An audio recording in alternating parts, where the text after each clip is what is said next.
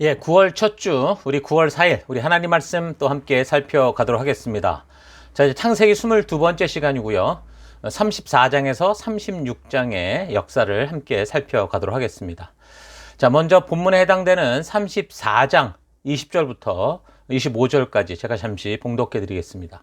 하몰과 그의 아들 세겜이 성문께로 가서 그들의 성읍 사람들에게 말하였다. 이 사람들이 우리에게 우호적입니다. 그러니 그들이 우리 땅에서 살면서 우리와 함께 물건을 사고 팔게 합시다. 이 땅은 그들을 받아들일 수 있을 만큼 넓습니다. 우리가 그들의 딸들과 결혼할 수 있게 하고 그들은 우리의 딸들과 결혼할 수 있게 합시다. 그러나 이 사람들이 기꺼이 우리와 한 결례가 되어서 우리와 함께 사는 데는 조건이 하나 있습니다. 그들이 할례를 받는 것처럼 우리 쪽 남자들이 모두 할례를 받아야 한다는 것입니다. 그렇게 하면 그들의 양떼와 재산과 집 짐승이 모두 우리의 것이 되지 않겠습니까? 다만 그들이 우리에게 요구하는 것은 그대로 합시다. 우리가 그렇게 할례를 받으면 그들이 우리와 함께 살 것입니다. 그 성읍의 모든 장정이 하몰과 그의 아들 세겜이 제안한 것을 좋게 여겼다. 그래서 그 장정들은 모두 할례를 받았다.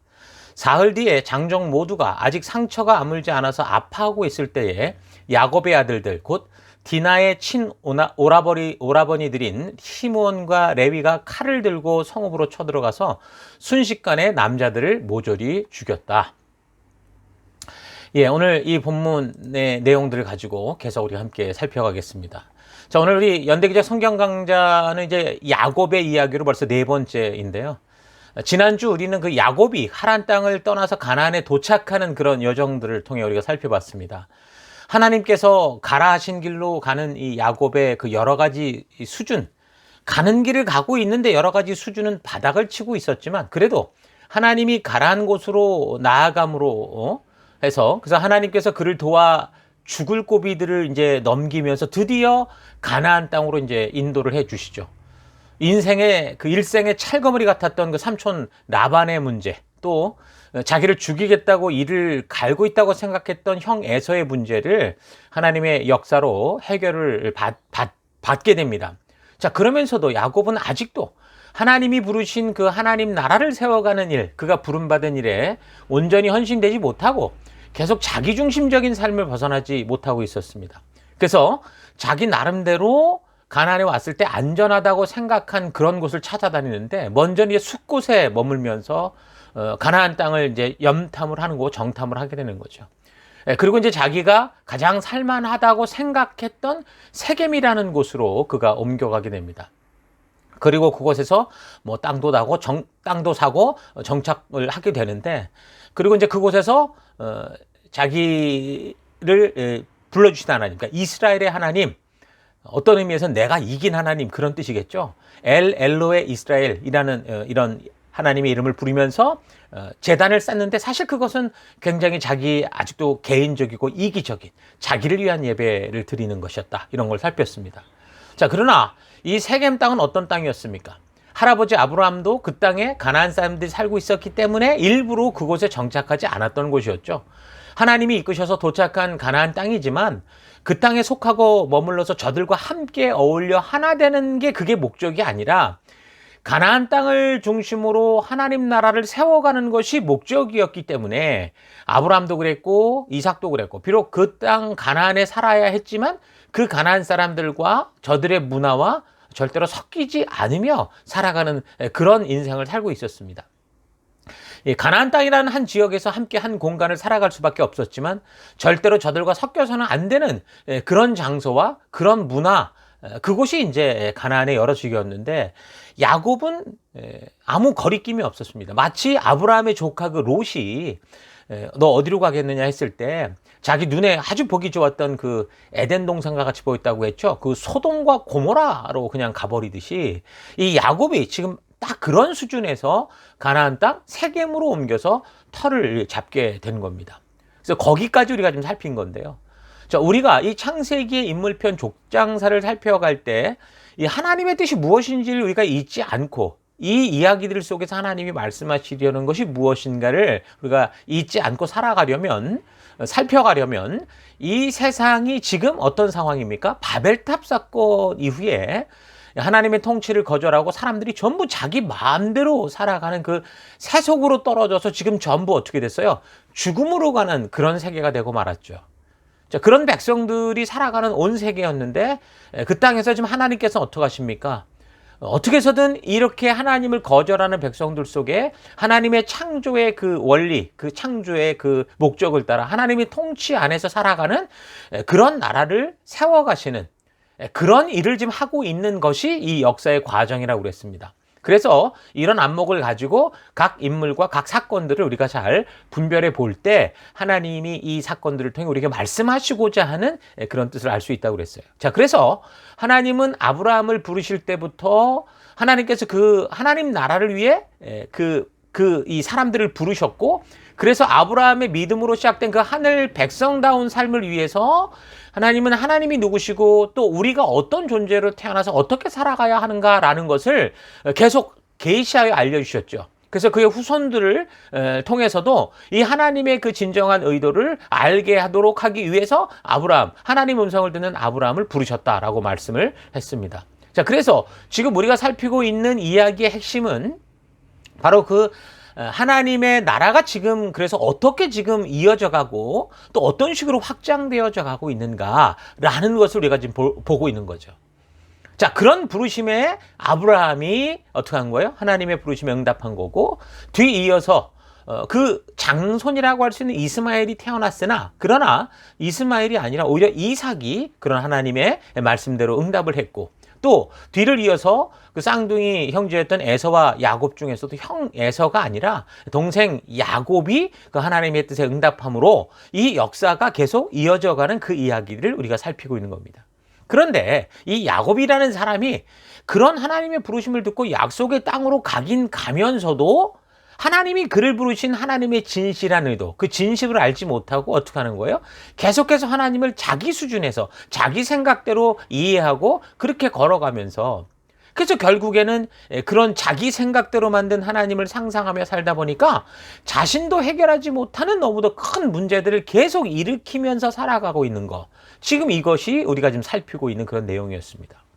하나님은 지금 야곱을 인도하셔서 그 하나님 나라를 세워가시는 그 일로 그를 부르셨는데, 열방의 제사장으로 부르셨는데, 그런 하나님의 부르심의 의도에 확실하게 헌신되지 않고 여전히 자기중심적으로 살아가고 있는 이 야곱은 그 에서 형과의 극적인 화해, 하나님의 그 개입이 있지 않았으면 사실 그렇게 되지 않았을 건데, 어쨌든 하나님의 은혜로 그런 극적인 화해를 다 이루었음에도 불구하고 그는 두려워하는 게 인간이었습니다.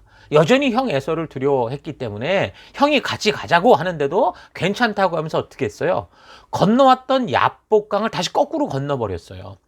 안전을 위해서 갔겠죠? 그래서 이제 숫곳이라는 곳으로 거기서 이제 머물게 됩니다. 그래서 이제 숫곳에 도착할 때 야곱이 한 97세경이었을 거라고 보거든요. 그때 이제 그렇게 되면 요셉은 한 6살이었고, 디나 같은 경우 7살, 장남 르벤 같은 경우 한 14살 정도 됐을 거라고 볼 수 있습니다. 그러니까 야곱의 일행은 그래서 이제 여기 숫곳에 머물면서 이제 몇 년을 이제 그곳에 있게 되는 거죠. 그 정확한 이 기간, 거기에 머물렀던 기간은 알기가 힘들지만 계속되는 내용을 놓고 볼 때 여기 숫곳에서 이제 세겜으로 가서 정착을 하려다가 지금 좋지 않은 일을 만나게 되는데, 다시 베델로, 그리고 이제 그 아버지 이삭이 계시는 이 헤브론 쪽으로 이동하는 그런 과정을 통해 정착하다가 그 요셉이 결국 형들에 의해서 팔리죠. 이집트의 노예로. 그래서 이제 팔려서 약 11년 정도의 샤월이 그런 식으로 보면 흘렀다고 볼 수 있거든요. 그렇게 보면 이제 야곱 같은 경우 108세, 요셉 같은 경우 이제 17살 정도가 됐을 거다. 그렇게 이제 볼 수 있는 거죠. 자, 그래서 우리는 이 11년 사이의 기간 속에서 이 숫곳에서 세겜으로 이동을 한 이 시기를 유추해 봐야 되는데, 오늘 본문 34장을 보면 세겜에서 이제 외동딸 디나가 그 세겜이라는 동네를 구경하러 나갔다가 이 동네의 족장에게 잡혀서 성폭행을 당하는 일이 벌어지는, 이런 사실 근거로 유추해 볼 때 야곱의 딸 디나가 적어도 15세 이상은 되지 않았을까, 그렇게 이제 추정해 볼 수 있는 거죠. 자, 내용의 정황상으로 세겜으로 가서 정착한 지 그렇게 오래되지 않았을 거라고 보는데, 그때 이제 이런 일이 벌어졌을 거라고 이제 생각할 수 있는데요. 그렇게 본다면 야곱 일행이 이 숫곳이라는 곳에 가서 머문 시기가 적어도 7, 8년은 됐을 거다, 그렇게 볼 수 있는 거죠. 그러니까 디나는 요셉의 바로 위에 태어난 누나였기 때문에 디나와 요셉의 나이 차이는 한 불과 1, 2년 정도도 안 된다고 봅니다. 그러니까 디나가 그런 일을 당할 때 그 야곱의 아들들이 전부 목축을 위해서 이제 다른 곳에 있었다라고 하는 것을 봐서도 요셉도 이제 14살 정도 이상, 그래서 지금으로 말하면 중학생 이상의 나이였지 않았을까, 중학생 정도의 나이였지 않았을까, 자, 그렇게 볼 수 있는 거죠. 자, 아무튼 야곱이 요단 이 동편 숫곳에서 약 8년 정도를 머물다가 이제 가나안 땅으로 들어와서 정착하기로 한 곳이 세겜이었는데, 이곳에서 이제 외동딸 디나가 이제 겁탈을 당하는 그런 일이 생긴 겁니다. 자, 우리가 좀 이 흐름을 놓고 잘 생각해 봐야 돼요. 왜 이런 일이 벌어지는 걸까? 야곱이 지금 하나님의 백성이라고 하면서도 어떻게 하고 있어요? 세상과 세속을 가까이 하는 삶, 그러니까 가나안과 같은, 또 소돔과 고모라와 같은 이 세상을 가까이 하는 그런 태도를 가지고 살았기 때문이라는 겁니다. 그러니까 야곱의 마음이 그렇게 세속과 가까이 가니까 뭐 하나님이 일부러 뭐 벌을 내기 위해서 이렇게 했다, 그런 게 아니고요. 세상은 원래 이런 동네입니다. 이런 일이 비일비재한 곳이 세상인 거죠. 요즘에 많은 젊은이들이 서로 교제한다라고 하는 것에 대해서 이렇게 어떤 기준을 보면 서로 성적인 것을 호영한다는 그런 식으로 알고 있는 것 같아요. 그러니까 클럽 같은 곳에 놀러 가서 뭐 술, 담배, 마약은 기본이고, 뭐 그냥 끌리면 하룻밤 자고, 뭐 서로가 누군지도 모르게 그냥 쿨하게 헤어지는 게 괜찮은 세상인 것 같은 그런 삶을 살고 있죠. 이런 세속의 문화 속에서 살아가는, 예수를 믿는다고 하는 청년들이 그런 문화에 감염되고 전염되어서 그런 본능과 그 욕심을 자극하는 일은 쉽게 빠지죠. 그래서 심지어 교회 안에서까지 이 교제의 개념이 하나님 안에서 이어지는 바른 교제가 아니라 그런 세속을 흉내내는 그런 교제를 하다가 뭐 교회 안에서 서로 상처받고 떠나고, 뭐 신앙을 떠나고, 심지어 영혼이 파괴되는 그런 일들도 많이 있는 걸 봅니다. 그러니까 소돔과 고모라에 살았던 그 롯의 딸들을 생각해 보면 그 자매들이 원했든 원하지 않았든 자기 주변에 친구들이 그랬고, 그 사회를 살아가는 사람들의 그 문화가 그 음란한 문화였고 그런 유행이었기 때문에 말 그대로 소돔과 고모라의 그 음란한 문화 풍속에 그들도 서서히 물들어가고 있었기 때문에 그 조금 눈을 돌려서 그 위기 속에 하나님의 길을 찾지 않고 어떻게 했어요? 오히려 아버지를 통해서 자녀를 낳겠다, 이런 끔찍한 생각을 하고 술을 만들어 먹이고 아버지와 이상한 짓을 하는 그런 일을 벌인 걸 볼 수 있죠. 그러니까 그 자매들이 일부러 소돔과 고모라의 문화를 열심히 학습하지는 않았을 거라고 봅니다. 저들은 그 소돔과 고모라 속에서 그들과 그냥 가까이 함께 살아가면서 뭐 같이 생활을 해야 되고 뭐 같이 교육도 받아야 되고, 그러니까 오늘날 우리가 똑같이 그렇게 살았겠죠. 그러면서 이 하나님 나라의 백성이라는 가치로서 이 철저하게 훈련되지 않았던 겁니다. 그러다 보니까 그냥 그 시대의 음란한 문화, 그냥 유행에 서서히 물들어갔던 것 뿐이죠. 오늘날 우리 교인들이 살아가는 삶의 현장이 바로 이런 소돔과 고모라와 또 이 세겜과 같은 현장인 겁니다. 다시 말해서 교회를 다니는 사람들이 뭐 원하든 원하지 않든 이 세속의 문화와 유행에 휩쓸리기 쉽다는 거죠. 교회를 다니며 하나님을 인도하면서도 그래서 자기 주변이 하나님과는 전혀 상관없는 사람들과 많은 시간을 어울려 살아갈 수밖에 없습니다. 일부러 주의를 소중히 여기고, 일부러 셀 모임 가운데 나오고, 일부러 교회 안에 있는 우리 믿음의 지체들과 그런 만남을 유지하려고 하지 않으면 우리는 자연적으로 세상과 어울려 살 수밖에 없는 환경인 거죠. 그래서 무엇보다 하나님 나라 백성이라는 가치로 우리가 확실하게 무장되지 않으면 각자 살아가는 그 곳곳에서 이제 야곱처럼, 롯의 딸들처럼 그렇게 자꾸 휩쓸려 살아가는 경우가 많다는 겁니다.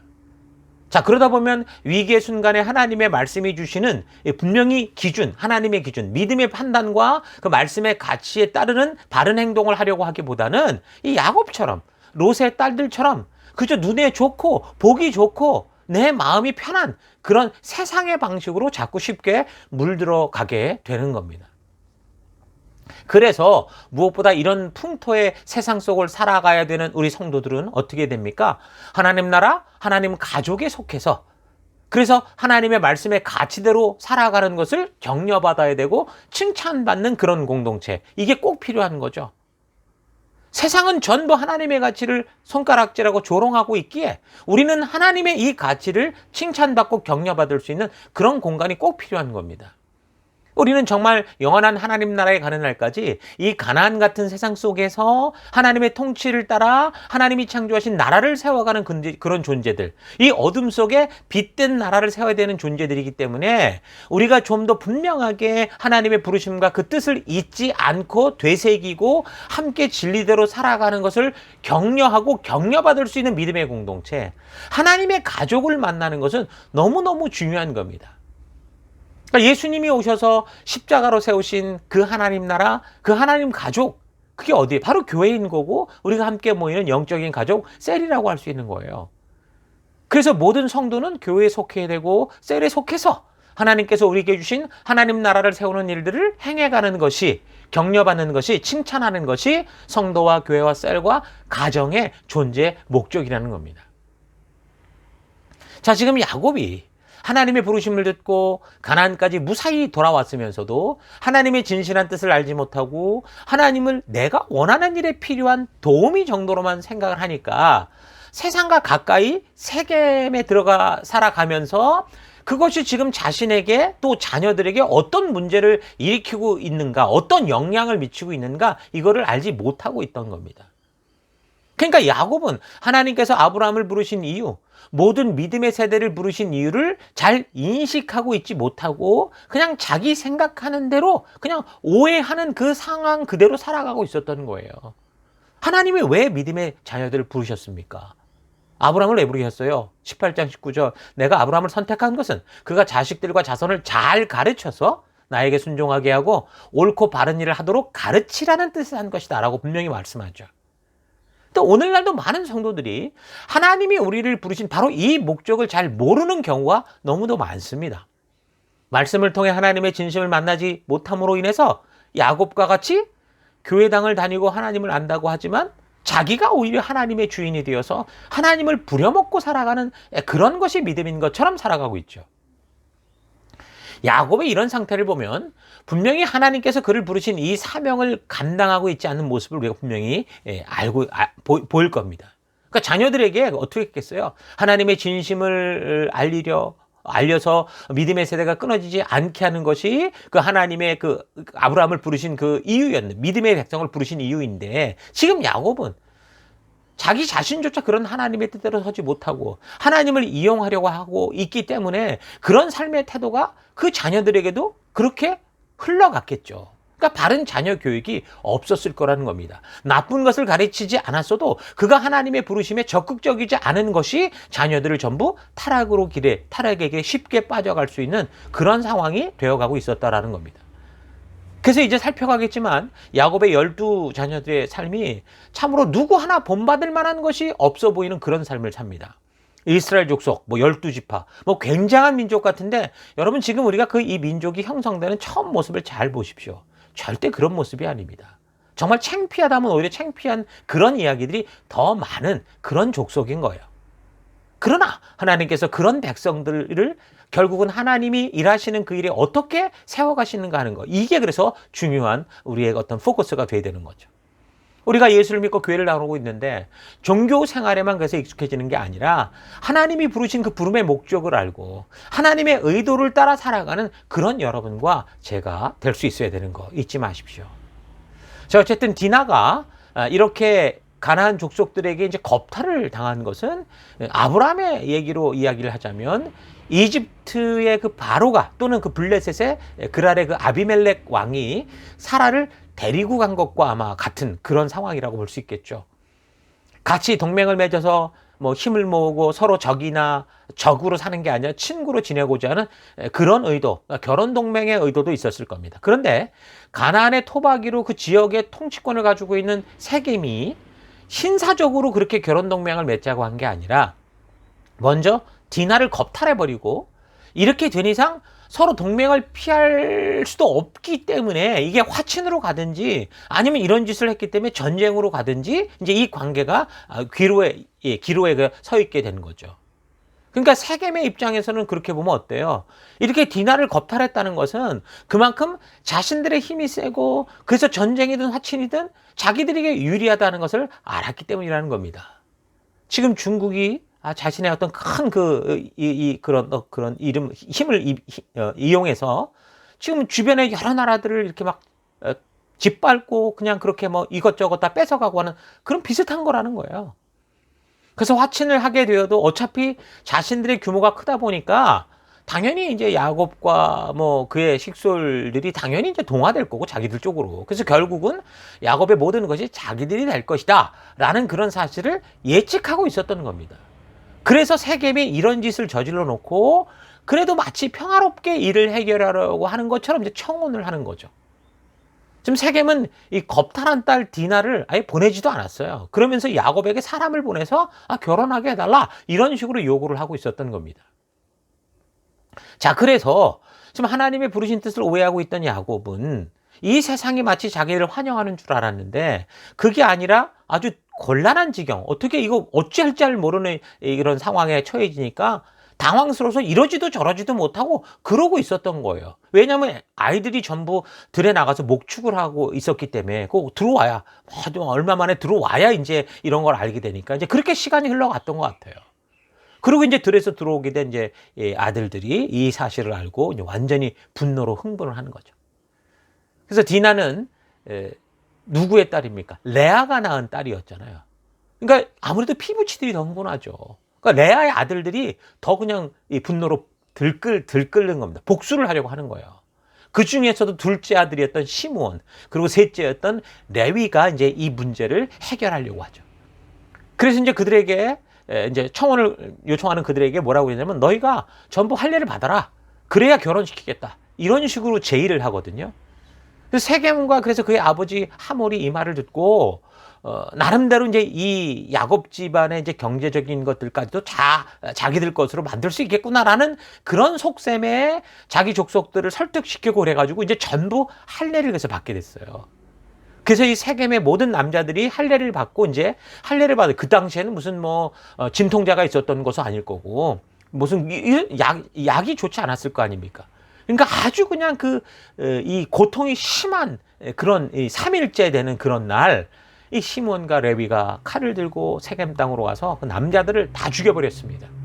그리고 이 일 후에는 오히려 이제 그 아들들까지도 온 성읍을 다 약탈해버리고 모든 재산을 빼앗고 여자와 아이들을 다 사로잡아 버렸어요. 자, 이게 지금 그 12지파의 이야기입니다. 자, 어쨌든 이 시대는 그런 시대였거든요. 서로 여차하면 죽이고 짓밟고 뺏고 힘이 있으면 살아남는 약육강식의 그런 세대였던 거예요. 그래서 이 비슷한 시기에 있었던 그 함무라비 법전에도 보면 눈에는 눈, 이에는 이라는 그 탈리오 법칙이라고 그러죠. 동해보복법 이런 이 법칙이 있었습니다. 그러니까 성경의 율법에도 이게 분명히 언급이 되는데 이것을 이게 야만적이라고 말하기도 해요. 근데 사실 인간들이 살아왔던 그 역사를 보면 이거는 그 야만성을 방지하기 위한 오히려 더 공평한 법이었다는 걸 알 수 있습니다. 왜냐하면 사람들의 복수심이라는 게 그냥 내가 당한 만큼만 갚겠다가 아니잖아요. 내가 슬쩍 부딪히면 그 사람의 목을 꺾어버리겠다. 이런 게 대부분의 사람들의 사는 약육강식의 세상이기 때문에 그래서 이 동해보복법의 의도는 당하면 당한 만큼만 하자라는 거예요. 당한 만큼만 하고 그들의 부모 형제 더 나아가서 부족 간의 학살 등으로 번지지 않게 하자. 그러니까 학살 방지의 목적이에요. 이만큼만 하자. 너가 이만큼 했으니까 나도 이만큼 하겠다. 그런 어떤 형평성도 있지만 그러나 그보다 더한 학살을 방지하기 위한 그런 법이었다라는 거죠. 그런데 지금 야곱의 아들들이 뭘 한 거예요? 여동생 디나가 겁탈을 당한 것 때문에 한 족속의 씨를 말려버리고 다 파멸시켜버리는. 그러니까 세상의 법도 금지하던 그런 짓을 해버린 겁니다. 그러니까 야곱의 아들들이 뭐 10대 후반이나 20대 초반 아주 혈기왕성할 때였을 텐데 어떤 삶을 살았다라는 거예요. 말씀의 가치가 아니라 저들의 감정과 본능이 주도하는 대로 세상의 흐름을 따라 그렇게 살아가고 있는 그런 모습인 것을 보여주는 거죠. 그 야곱의 아들들의 수준을 보여주고 있는 겁니다. 여러분, 성경이 지금 이런 역사를 적고 있는 것은요, 이래도 괜찮다, 이게 옳다라고 적고 있는 게 아닙니다. 하나님이 택했으니까 이럴 수 있다, 그 얘기를 하는 게 아니에요. 하나님을 믿는다고 하지만 하나님의 부르신 하나님 나라를 세워가는 사명을 알지 못하고 하나님과 인간관계의 우선순위가 바르게 잡히지 않으면 하나님의 자녀, 부름받은 이 성도라고 하면서도 이렇게 자기도 책임지지 못하는 끔찍한, 정말 꼬여버리는 역사, 해결할 수 없는 역사를 만들어낼 수 있다라는 거를 지금 분명하게 알게 해주는 거죠. 그러니까 세겜이라는 이런 장소보다 더 심각한 건 뭐예요? 가나안을 대하는 야곱의 태도라는 거예요. 야곱은 가나안이 사명의 땅으로 하나님이 주신 그 거룩하게 구별된 삶의 방법을 따르지 않고 어떻게 했던 거예요? 이 사람의 태도는 그게 세겜이냐 아니냐를 떠나서 그는 어디를 가든 간에 그냥 저들과 섞이려고 했다라는 게 문제가 된 거죠. 비록 세겜이라고 해도요, 하나님이 주신 사명, 하나님 나라를 세우는 일에 헌신되어 살아간다면 어쩌면 그런 최악의 상황을 만났다고 해도 저들을 정말 하나님께로 인도하는 그런 어떤 인도자의 증인된 삶을 살 수 있었을 겁니다. 그러니까 할례라는 게 뭐예요? 할례라는 건 하나님의 살아계심을 인정하는 신앙의 고백이에요. 인간의 힘으로 되는 게 아닙니다라는 그 고백이 할례예요. 그런데 야곱의 아들들은 어때요? 이 야곱의 아들들은 이런 사명, 하나님의 부르신 사명을 알지 못하니까 어떻게 하는 거예요? 이 할례라고 하는 너무도 귀중한 하나님의 그 마음을 알게 하는 거룩한 이 도구를 가지고 뭘 하는 거예요? 살인의 방법을 삼아서 세상과 똑같이 약육강식의 모습으로 행해버리는 겁니다. 그러니까 하나님께서 인격적인 관계로 부르시는데 하나님의 뜻을 기복신앙, 신비신앙으로 바꾸어서 결국 돈을 갈취하고 사람을 노예로 부리는 것들을 오늘날도 우리가 보지 않습니까? 많은 교회에서 이렇게 과학이 발달된 이 사회 속에서도 여전히 많은 사람들이 그런 기복신앙과 신비신앙, 이런 신앙 속에 다 무너져가는 걸 우리가 얼마나 많이 봅니까? 그러니까 야곱과 그의 가족들은 이 하란이라는 땅에서 왔던 이민, 유목민이었기 때문에 정말 하나님의 보호가 없다면 자기들 스스로를 지키기 위해서는 그렇게 자기들도 정말 강하고 또 잔인하지 않으면 안 된다는 것을 뼈저리게 알고는 있었을 거예요. 세상의 풍파를 알고 있었을 거예요. 그래서 아브라함도 가나안 땅을 살아가는 동안 그렇게 살아갈 수는 없기 때문에 그래서 두려움 속에 살았던 것을 우리가 알 수 있었죠. 그러니까 하나님의 보호 속에서 살았던 거예요.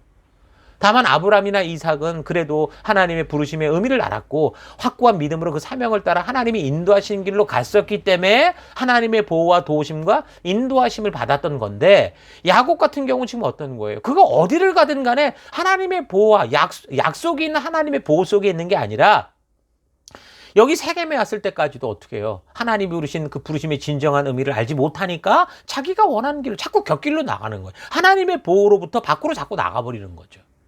그러면서 하나님을 자신이 고용한 수호신처럼 필요하면 여기 달라 저기 달라 이거 해달라 이런 식으로 살아왔던 겁니다.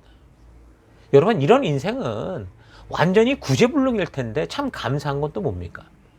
하나님께서 그렇게 야곱이 자기 함정에 스스로 빠진 그런 인생임에도 불구하고 자신 스스로 해결도 못할 일들을 만들어 버림에도 불구하고 그 꼬인 실타래를 나갈 수 있는, 실타래에서 나갈 수 있는, 풀어낼 수 있는 그런 길로 하나님은 끝까지 신실하게 지켜주신다는 거예요. 그러니까 하나님은 누구에게나 생명의 길을 말씀해 주십니다. 사람의 고통을 즐거워하시는 분이 아니에요. 하나님이 말씀하시는 음성을 들을 수 있는, 하나님의 이 진심을 만나는 정말 여러분들 되기를 바랍니다.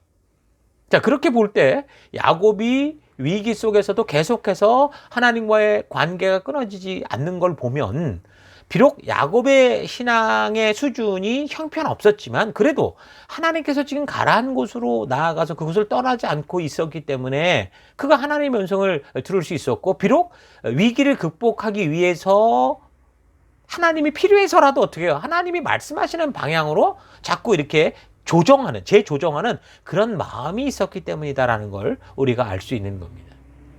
그래서 하나님께서 자기가 벌인 이 문제를 해결도 할 수 없이 함정에 빠진 그런 야곱에게 그런 어그러진 삶을 바르게 세울 수 있는 방법들을 제시해 주시는 거죠. 그게 뭐였습니까? 그게 바로 베델로 가는 것이었습니다. 그 끔찍한 사건이 벌어질 때까지 이기적인 생각으로 가득 찼던 야곱은 하나님의 부르심을 자기 마음대로 생각했었는데 이런 사건이 벌어지고 나서야 비로소 하나님이 지금 무엇을 말씀하시고자 했는가라는 하나님의 그 의도에 하나님의 뜻에 귀를 기울이는 겁니다. 야곱은 그동안 하나님 나라를 위해서가 아닌 자기가 잘 살아보자고 하며 이기적인 마음으로 살아왔었죠. 하지만 너무도 절박한 위기를 만나면서 이제 하나님이 왜 자신을 불렀었는지 존재의 이유에 귀를 기울이기 시작한 겁니다. 그래서 자기와 함께하는 모든 사람들에게 이제 어떻게 명하느냐? 하나님의 그런 음성을 듣고 그들이 그동안 계속 소지하고 지니고 다니던 이방 신상들 모두를 없애버려라. 이렇게 얘기를 해요. 이 얘기를 했다는 건 야곱이 그런 삶을 알고 있었다라는 거예요. 묵인하고 있었다라는 거예요. 그도 어쩌면 그렇게 따라갔다라는 거죠. 라헬이 이 드라빔을 훔쳐올 때 그때는 몰랐는지 모르지만 그가 뭘 즐겨하고 있는지를 알고 있었다 그 말인 겁니다. 그러니까 자기가 원해서 세속과 섞였던 것들을 이제서야 이건 아니구나라는 걸 알고 이 금문화와 섞이는 게 아니라 구별되어야 되는구나라는 걸 알고 이제 다 버리라고 하는 거예요. 그리고 이제 베델로 가서 이제 두 마음 품지 말고 오직 하나님, 나를 위기 때마다 건져주시고 피할 길을 주시는 그 하나님 앞에서 온전히 예배를 드리려고 합니다. 그러니까 우리의 삶에 나타나는 꼬이고 복잡한 인생의 원인은 하나님의 인도를 따르지 않고 야곱처럼 하나님의 부르심도 자기 생각대로 생각하고 그 뜻을 각색하고 자기가 원하는 대로 살아왔기 때문인 겁니다. 만약 내 삶이 그렇게 꼬이고 해결할 수 없는 큰 위기에 있다면 다시 한번 자신을 되돌아보고 하나님이 나에게 무엇을 말씀하셨었는지 잘 되돌아볼 수 있기를 바랍니다. 하나님의 말씀을 제대로 듣기 원하면 세상을 향한 나의 기대, 나의 욕망, 나의 욕심들을 내려놔야 돼요. 내 기대와 욕망이 가득 차 있으면 하나님의 뜻이 보이지 않아요. 내 마음속에 하나님의 뜻을 담을 공간이 없는 거예요. 여러분들이 살아가는 삶의 현장은 야곱처럼 단지 내 생존과 번영을 위한 장소가 아니라 하나님 나라를 알리고 하나님의 그 진심을 전하고 하나님 나라를 세워가기 위해서 보냄을 받은 그런 사명의 현장임을 여러분 잊지 마시고요. 과거로부터 내가 살아왔던 똑같은 일을 하고 똑같은 사람들과 함께 살아간다고 해도 삶의 이유, 그 일을 하는 이유와 내가 직장과 사업과 모든 것을 하는 이유와 그 내 존재의 목적이 이제는 하나님 나라 백성답게 살아가는 것. 왕 같은 제사장으로 거룩하게 구별된 백성으로 살아가야 된다라는 거 여러분 잊지 마시기 바랍니다. 근데 야곱이 결국 세겜에서 그렇게 엄청난 일들을 겪고 그렇게 이제 도망치듯이 베델로 이제 옮기게 됩니다. 근데 주위에서 우리가 살필 것은 9절을 보면 야곱이 밧단 아람에서 돌아오매 하나님이 야곱에게 나타나사 그에게 복을 주시고 이렇게 말씀을 하는 겁니다. 그러니까 성경은 야곱이 벌써 이미 그 하란, 밧단 아람을 떠나서 가나안에 돌아왔잖아요. 돌아와서 세겜 땅에 살고 있는 그런 때가 아니라 지금 베델, 그러니까 하나님과의 약속이 있었고 부르심이 있었던 그 장소에 도착할 때에야 비로소 야곱이 그 하란 땅을 떠나 돌아왔구나라는 것을 인정하고 있다라는 거죠. 그러면서 이제 복을 주셨다고 하는데 이 복은 어떻게 받는 거라는 거예요. 그러니까 하나님의 인도를 따라 하나님의 말씀의 가치대로 살아갈 때 우리가 누릴 수 있는 게 하나님의 복이라는 거예요. 야곱이 이제서야 자기 실수를 통해 만든 해결할 수 없는 위기 속에서 바르게 깨닫고 돌이키기 시작했지만 하나님은 이제 그가 하나님의 부르심의 길, 그 인도하시는 그 길을 이제서야 걷기 시작하니까 그것이 복이다라고 말씀을 해주시는 거죠. 여러분 교회당을 다닌다고 복을 받는 게 아닙니다. 종교적 지극정성과 치성을 바친다고 여러분 복을 받는 게 아니에요. 내가 어느 곳에 있든지 하나님의 그 부르심을 알고 하나님 나라를 세워가는 그런 존재로서 하나님의 말씀이 인도해 주시는 길을 따라 그 길을 걷기 시작할 때 우리와 함께 복이 임하는 거예요. 야곱이 그 숫곳이나 세겜에 사는 것은 사실 지역적으로는 다 가나안 지경에서 사는 것이고 하나님이 가라 하신 곳에서 벌어진 일들이기는 한데도 하나님은 그가 그 하나님의 말씀대로 돌아왔다고 보지 않고 있다는 걸 잊지 마십시오. 우리가 교회당에 왔어요. 교회당에 있어도 우리가 하나님의 진실한 의도를 알고 그 뜻대로 살아가기 전까지는 하나님은 아직도 우리를 어떤 나그네, 아직도 돌아오지 못한 그런 탕자와 같이 보고 계시는 거죠. 베델의 하나님과 약속이 있었던 곳으로 돌아왔을 때 하나님의 나라 백성답게 살아가는 하나님의 진심을 알고 그 말씀으로 인도하시는 그 길에 설 때 비로소 그 야곱이 하란을 떠나 약속의 땅으로 돌아온 것으로 하나님이 인정한다라는 거 여러분 잘 기억하시면서 나는 지금 어떤 상태인가 되돌아봤으면 좋겠어요. 우리도 지금 대부분 다 바단 아람에서 떠난 사람들은 분명히 맞잖아요. 그런데 정말 하나님이 보실 때 비로소 하나님께로 돌아왔다라는 것을 인정받을 만한 그런 삶의 태도를 가지고 믿음의 그 길을 걷고 있는가라는 건 의문인 거예요. 예수로 말미암아 교회의 문을 열고 들어왔지만 야곱처럼 자기 기대에 벅찬 삶으로 하나님의 뜻을 분별하지 못하고 살아간다면 그것이 교회의 마당만 받고 돌아간다라는 거하고 같다라는 거예요. 하나님은 그렇게 교회의 마당만 받고 돌아가는 것을 원치 않으십니다. 이사야서 1장 11절 주께서 말씀하신다. 무엇하러 나에게 이 많은 재물을 바치느냐?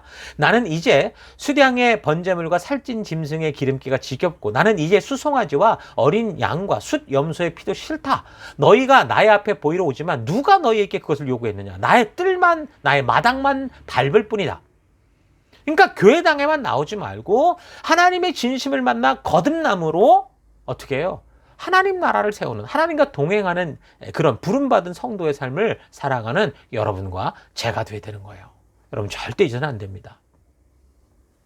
야곱이 결국 그렇게 베델, 그러니까 하나님과의 약속의 장소, 하나님이 가라 하신 곳에 도착하고 나서야 하나님께서 이제 그 다음을 진행해 가시기 위해서 야곱에게 계속 말씀을 하시는데 10절을 보면 뭐라고 그러냐면 너는 더 이상 야곱이 아니고 이스라엘이다 라고 말씀합니다.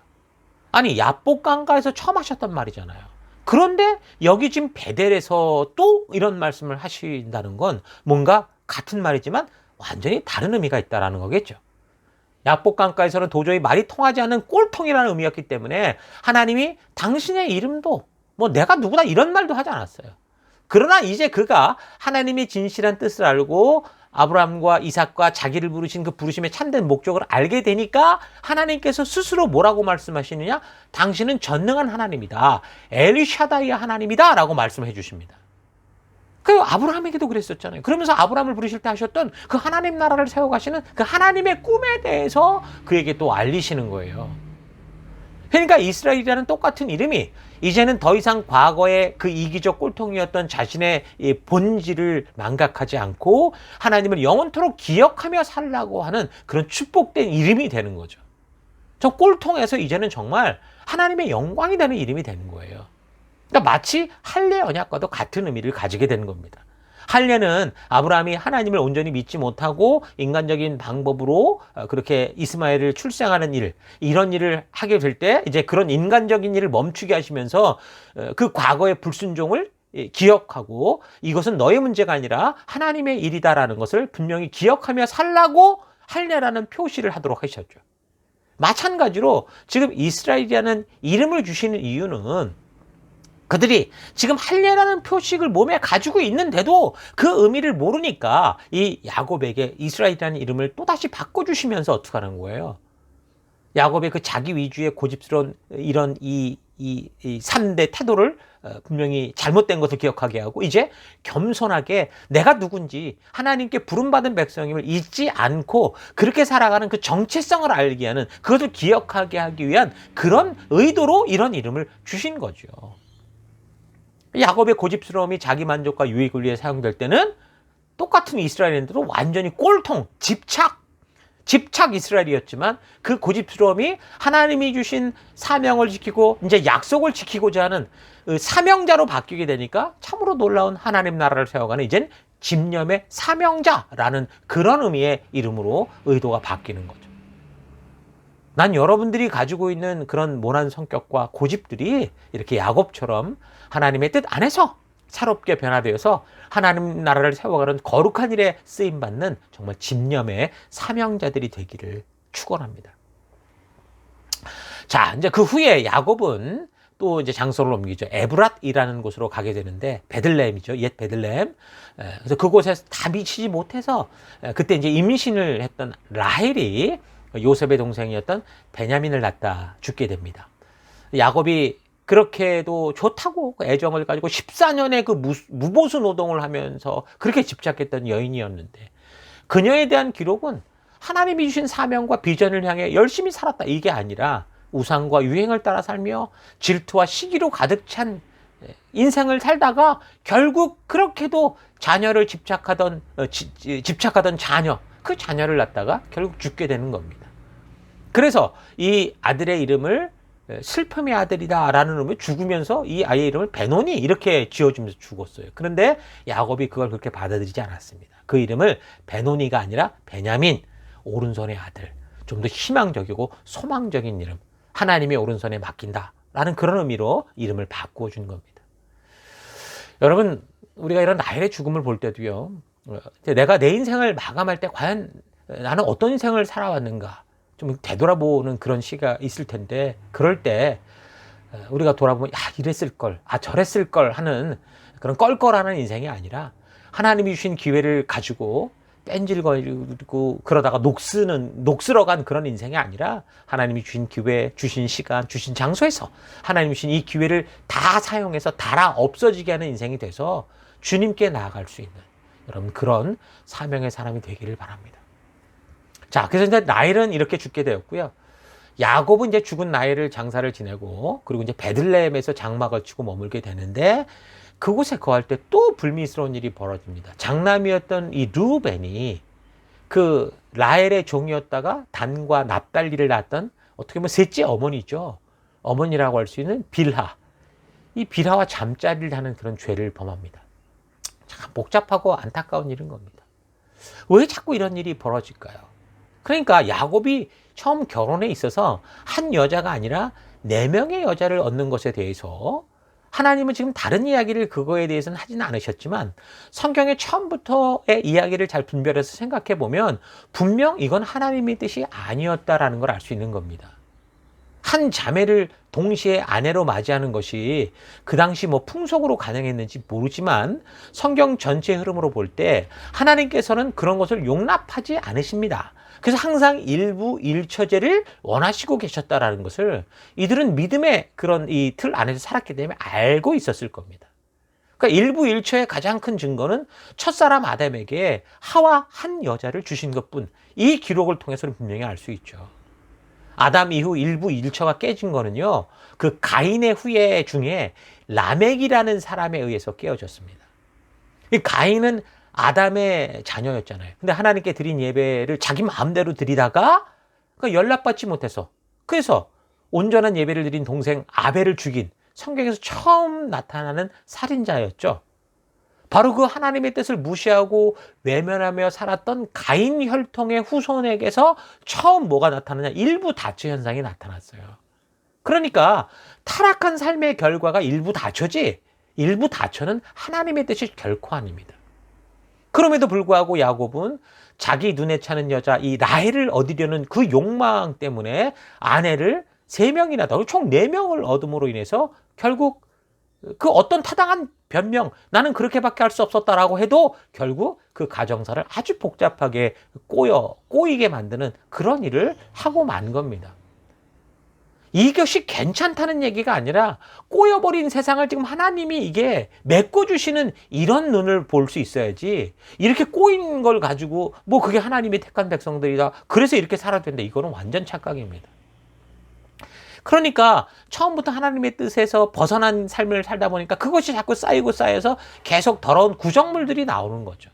그래서 아들이 아버지의 침상을 더럽히는 일들이 생기고, 또 나중에 형제끼리 막 시기하고 미워하고 죽이려 하고, 결국에는 이제 그 요셉을 노예로 팔아버리는 그런 일들까지 벌어지죠.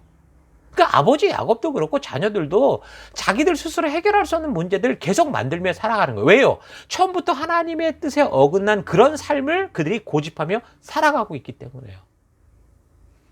이런 일들을 보고 여러분, 이어지는 이 성경 이야기들을 보면서 우리는 꼭 잊지 말아야 되는 현실을 알아야 됩니다. 야곱이 세겜에서 그 흉측한 일을 경험하고 조금 정신을 차려서 하나님과의 약속의 장소 베델로 가면서 나름대로 새로운 성장의 기회를 맞이하며 살려고 했던 거 분명히 맞아요. 그가 분명히 회개했고 그는 분명히 이 안에서 새로운 사람으로 변화됐을 거라고 우리는 분명히 볼 수 있습니다. 그런데 그렇다고 해서 그가 과거에 저질러 놓은 그런 일들이 다 없어지는 게 아니라는 거예요. 야곱이 4명의 여자를 맞이한 것은 뭐 그게 미숙해서 저질렀던 욕심과 욕망으로 했던 또는 모르고 했던 분명한 건 뭐예요? 야곱 스스로 선택했던 그 일의 결과들이 계속 쓴 그 이 구정물들을 뿜어내는 것을 평생 짊어지고 가야 된다는 겁니다. 과거 자기 생각대로 하나님을 해석하고 살아가던 야곱의 그 삶의 결과, 그가 지금 새로운 성장의 삶을 살아감에도 계속해서 참으로 곤혹스럽고 고통스러운 결과들, 그 쓴물들을 계속 쏟아내고 있는 거예요. 여러분, 그래서 우리 젊은 사람들은 좀 연장자들의 충고와 교육에 대해서 잘 이해가 되지 않을 수 있지만 그게 그들의 경험과 많은 사람의 경험을 통해 나오는 이야기라고 한다면 여러분 유심히 귀를 기울여서 그 안에서 명철과 지혜를 얻을 수 있어야 됩니다. 잠언에선 뭐라고 말씀합니까? 아들들아 아비의 훈계를 들으며 명철을 얻기에 주의하라, 그렇게 말합니다. 그러니까 잘 이해가 되지 않아요. 왜? 경험이 없으니까. 그리고 어떨 때는 자신에게 별로 절실하지도 않아요. 여러분, 그래도 먼저 경험한 사람들이 이제 그 길로 들어가려는 여러분에게 충고할 때 그런 충고를 잘 받아들이고 자기를 절제하고 통치할 필요가 있다라는 거 여러분 잊지 마십시오. 어쨌든 이런 흉한 일들을 겪은 후에야 야곱은 비로소 어디까지 가느냐? 이제 아버지 이삭에게로 갑니다. 기럇 아르바의 마므레, 다시 말하면 헤브론 지역으로 가게 되는데 지금 그때까지 이삭이 살아 있었어요.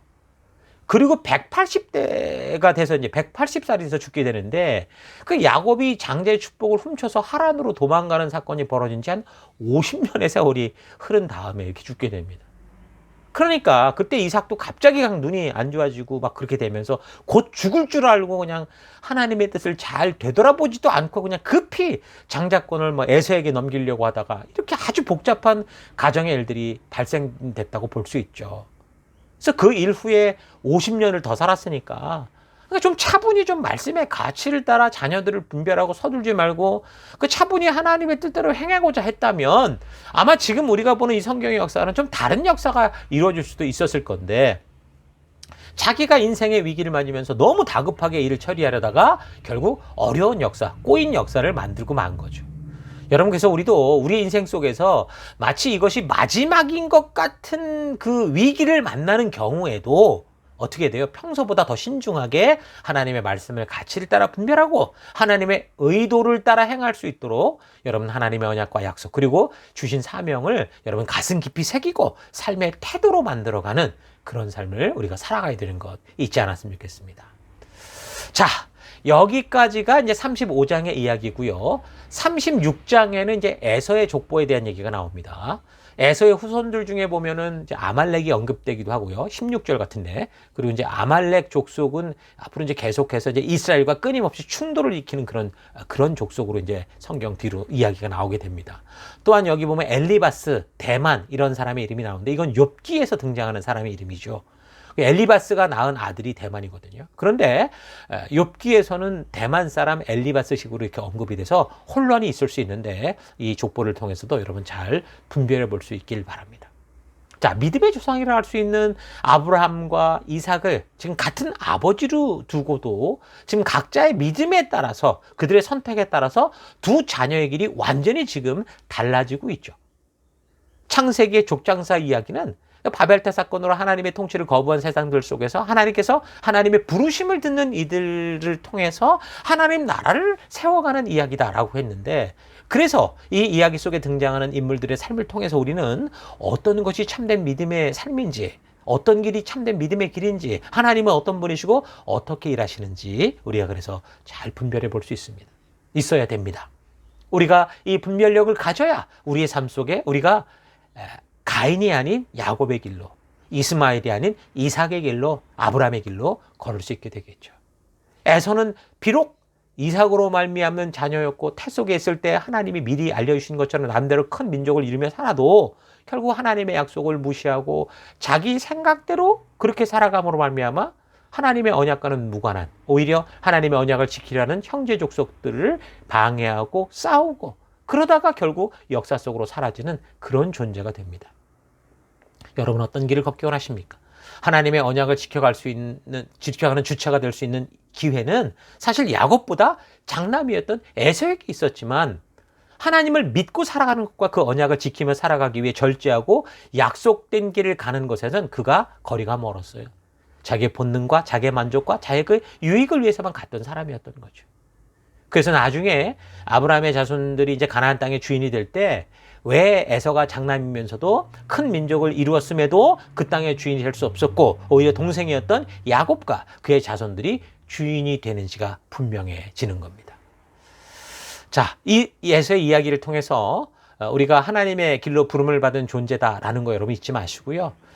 또 야곱의 이야기를 통해서 하나님의 이 부르심의 길에 섰으나 지금 내 생각과 내 뜻대로 고집하는 그런 나의 길, 나의 만족을 위한 길이 아니라 하나님 나라 백성답게 거룩하게 부름받은 하나님 이 부르신 목적을 따라 사는 이 삶의 중요성과 그 삶에 있어서 하나님 주시는 축복된 길이 무엇인가 여러분 깊이 되새기면서 여러분의 삶 속에서 참된 믿음의 길로 나아가는 선택이 있는 여러분들 될 수 있기를 주의 이름으로 축원합니다. 자, 오늘 여기까지 하고요. 다음 주 계속해서 이어지는 내용 살펴보도록 하겠습니다. 우리 다 같이 들은 말씀을 가지고 잠시 묵상하며 기도하겠습니다. 묵상하십시다.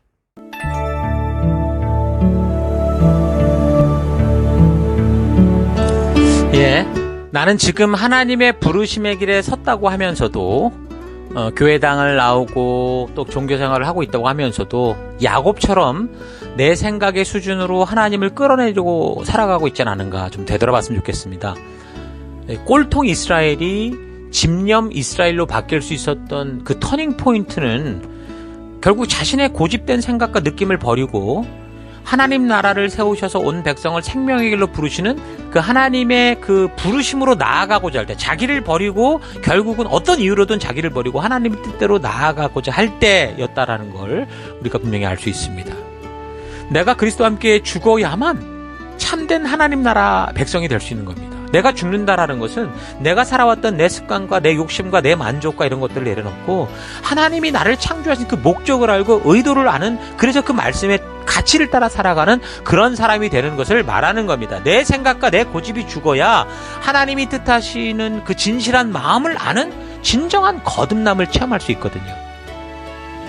야곱처럼 바닥을 치고 다 무너지고 깨져야만 돌아서는 그런 삶이 아니라, 여러분 다윗처럼 또 다니엘처럼 어려서부터 하나님의 말씀을 들을 때 하나님의 진심을 알고 그 부르심 가운데 나아가서 이 땅을 살아가는 동안 어려서부터 방황하는 인생을 살다가 끝에 죽을 때 돌아가는 그런 인생이 아니고, 어려서부터 주님께 헌신됨으로 말하면 주님께서 우리를 충분히 활용할 수 있는 그런, 그래서 이 세상과 이 모든 이 삶 속에 영향력을 미치는 거룩한 빛을 비추는 그런 주의 백성 된 삶을 살아가는 여러분과 제가 될 수 있길 바랍니다. 오늘 말씀을 듣고 여러분의 삶의 현장 속에서 그런 결단을 가지고 정말 그렇게 녹슬어가는 인생이 아니라 닳아 없어지는 인생, 방향을 모르는 인생이 아니라 부르심을 향해 나아가는 인생, 섞이는 인생이 아니라 거룩하게 구별된 인생으로 살아가는 여러분 될 수 있기를 주 이름으로 축원합니다. 자, 우리 이런 결단을 가지고 오늘 말씀을 생각하며 잠시 기도하기 원하는 것은, 첫째, 하나님이 나를 창조하셔서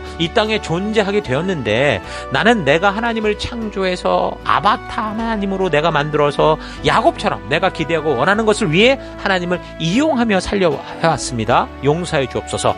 회개하시고요. 두 번째, 하나님, 내가 내 생각과 내 고집을 버리고 우리 하나님이 나를 부르신, 창조하신 그 부르심의 귀를 기울여서 우리 하나님께서 말씀하시는 그 진실한 뜻을 따라 그 생명의 길을 따라가는 내가 되기 원합니다. 기도하시고, 마지막 세 번째, 하나님, 내가 선택한 삶의 결과로 지금 너무도 헤어날 수 없는 참담한 속에 있습니다. 그러나 하나님, 처음 나를 부르실 때부터 변함없이 기다려주시는 이 하나님의 진심을 내가 알기 위해 하나님 그 진심을 따라 다시 일어서서 하나님, 내가 주님이 나를 처음 부르신 그곳을 향해 그 부르신 길을 따라가는 내가 되기 원합니다. 다 같이 결단하며 기도하겠습니다. 기도하십시다.